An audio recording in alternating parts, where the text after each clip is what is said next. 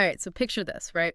You're getting ready for like a huge celebration, total feast. Everything's perfect. Everyone's excited. And then bam, everything changes in like a split second. Yeah, talk about a mood killer, right? Totally. And that's what we're diving into today. This crazy turn of events in these ancient writings. You mean the Book of Tobit? Exactly. The Book of Tobit, specifically this passage where like this festival day goes completely sideways and it's all downhill from there. These ancient stories, they're so, like, relatable even today. Yeah, totally. Like, joy turning to sorrow, totally unexpected challenges. That's life. So it's true. Like, timeless. Okay, so setting the scene, right? We have Tobit. He's finally back home with his family after this period of exile. Oh, yeah, they've been through a lot already. Right, so this return is a really big deal, like a new beginning. Huge relief. Huge relief. And to make it even more special, he's planning this awesome feast for Pentecost. Oh, wow, that's a serious celebration.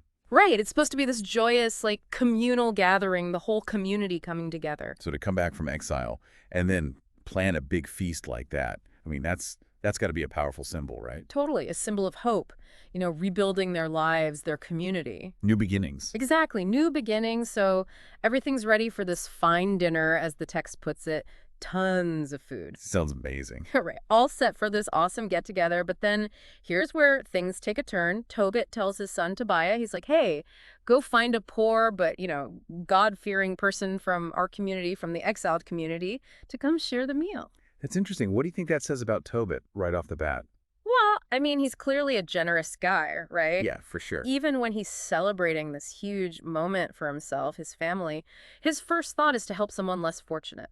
Yeah, he's thinking about others. Totally. It's like he wants to share the blessing, include everyone. That's true compassion, not just like going through the motions of religion, but really living it.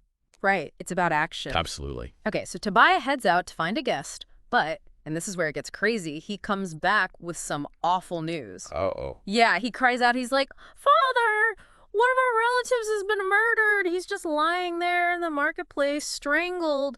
Talk about a total buzzkill. Oh, wow. That's horrible. Just like that. I know, right? You can just imagine everyone's getting ready to party and then suddenly, boom, this brutal reality hits. Like that rug being pulled out from under you. Yeah, it really shows you how fragile happiness can be, how these external events can just barge in and totally wreck your day. Absolutely, no matter how much you plan or prepare. So how does Tobit react? Well, he immediately jumps into action, like no hesitation. He didn't even finish his dinner, right? The text says he sprang to my feet, leaving the dinner untouched, and he heads straight to the marketplace. Wow, that's serious. Right, and think about it. He takes the body of this murdered relative, brings him home, prepares him for burial. That's a really selfless act, especially, back then dealing with a murdered body. That could be dangerous, right? Oh, yeah, super risky. Like there could be consequences. Right, so he's not just being compassionate, he's also being super brave. It's like he's putting his duty, his religious obligations above his own safety. And maybe even above the celebration. Definitely. And it really highlights the importance of those obligations, the respect for the dead. So he gets back home, performs the ritual washing, to cleanse himself after being in contact with the dead, and then he eats his meal alone, totally heartbroken. Oh, man, can you imagine going from this planned feast with the whole community to eating alone in mourning? Ooh, it's like such a powerful image, the contrast between what was supposed to be and what actually happened. Totally. And then there's this interesting part, right? After this whole ordeal, Tobit reflects on a prophecy from Amos. You mean that line about, I will turn your feast into mourning? Yeah, exactly. What's the deal with it? Why bring that up? Well, Amos was all about warning the people of Israel about God's judgment, even when they were outwardly religious. So you think Tobit sees this tragedy as some kind of divine sign? Yeah, possibly. Like he's connecting it to the bigger picture, maybe even worrying that their situation is still precarious even though they're back home. Makes you think, even in moments of peace and joy, you can never truly escape suffering, right? It's always lurking. Okay, so even after this crazy day, burying the murdered man, Tobit isn't done.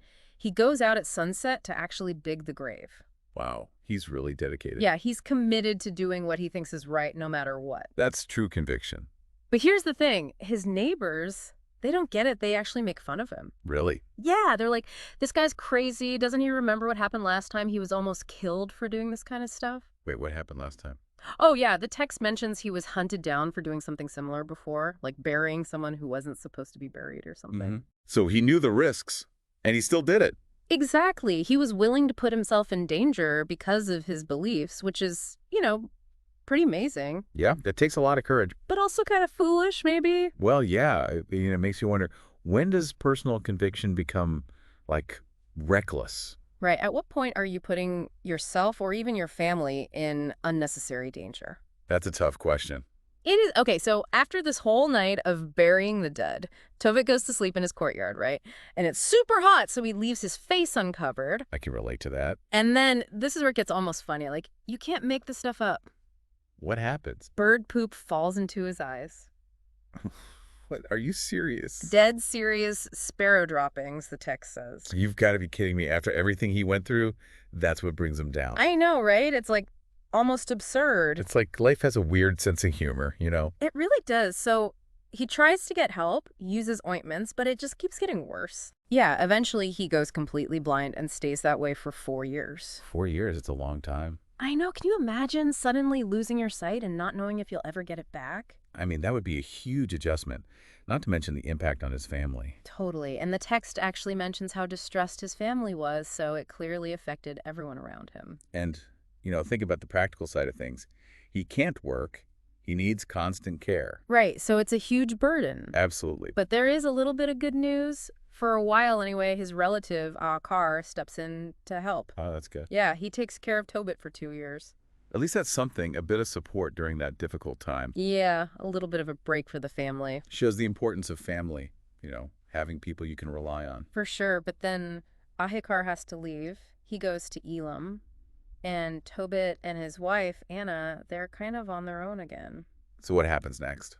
Well, we learn that Anna's been working as a weaver to support the family. Wow, so she's carrying the weight now. Yeah, she's the breadwinner, which, back then, that was pretty unusual. It says a lot about her strength, her resilience, stepping up when her family needs her. Absolutely, she's essential to their survival. Totally.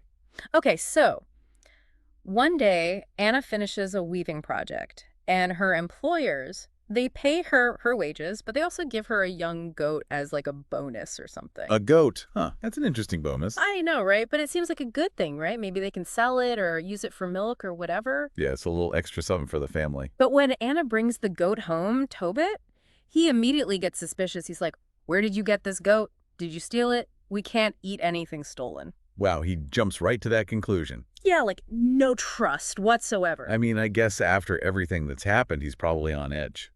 But still, it's like, come on, give her the benefit of the doubt. Well, maybe he's just so, set in his ways, so committed to honesty, that he can't even fact the possibility that she got the goat legitimately. Yeah, maybe his blindness is also making him more, I don't know, distrustful.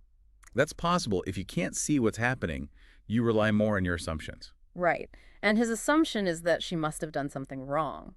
It shows how hardship can really test your faith, your trust in others. And how easily those principles you hold so dear can kind of turn into, rigidity. Yeah, you become so focused on being righteous that you forget to be, understanding and compassionate. Totally. And Anna, understandably, she's furious. She's like, hey, I worked hard for this. It was a gift, a bonus for my work. So she's defending herself, explaining the situation. Right. But Tobit, he's not having it. He insists that she takes the goat back. Oh, man. That's got to be frustrating for her. And that's when she lets him have it. She asks him this really powerful question. She's like, where are all your charitable deeds now, huh? Where are your righteous acts? Look at what's happened to you. Wow, that's a heavy question. Yeah, she's basically calling him out. She's saying, look, you've been so focused on being good, but look where it's gotten us. We're struggling, you're blind, and now you won't even let me keep a simple gift that I earned. It's like she's saying, what's the point of all this righteousness if it doesn't actually lead to anything good? Exactly. It's like she's questioning the whole point of his way of life. And it really highlights the strain that their suffering has put on their relationship. She's starting to resent him. Absolutely. And her question, it's not just directed at Tobit, it's directed at all of us, It makes us think about how we judge ourselves, how we judge others. Especially during tough times. Right. Like when we're going through something difficult, do we start to question the fairness of it all? Do we start to doubt the goodness of others?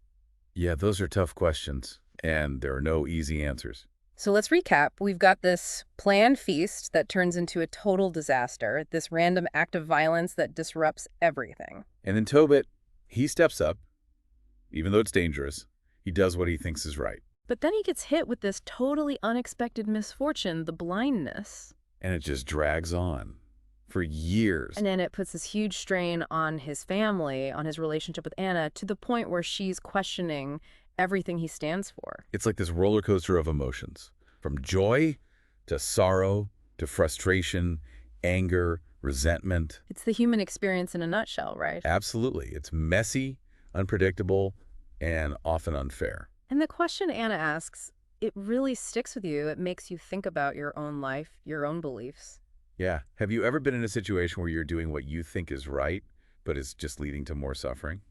And if so, how do you deal with that? Do you start to question your beliefs, your actions, your faith? It's like, is there always a clear connection between doing good and having good things happen to you? It's a tough question, right? And there's no easy answer, but it's definitely something to think about. For sure. And maybe that's the point of this whole story, to make us question, to make us think, to make us wrestle with these difficult ideas. I think you're right, because in the end, it's not about finding easy answers. It's about grappling with the complexity of life, the messiness of the human experience. And maybe, just maybe, that grappling, that questioning, that's where we find some kind of meaning, some kind of truth.